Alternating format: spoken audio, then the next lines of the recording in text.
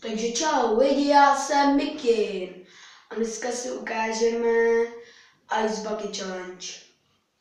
Je to o tom, že na sebe musím vylít studenou vodu, takže jdeme na to. Takže musím si nalít do ničeho, do nějakého kyblíku prostě studenou vodu, takže já to budu udělat.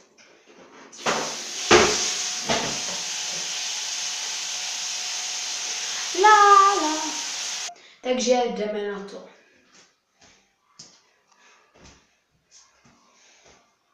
Tady v tom mám studenou vodu, takže jdeme to na sebe vylít. Venku je tak asi 25 stupňů a to je strašně ledový, takže jdeme na to.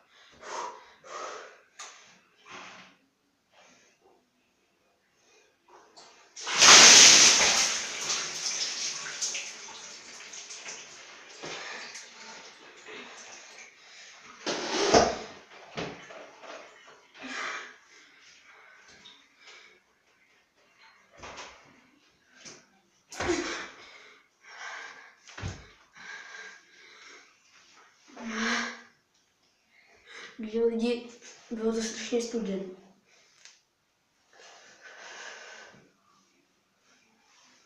No takže, jestli se vám video líbilo, dejte like, odběr nebo komentář.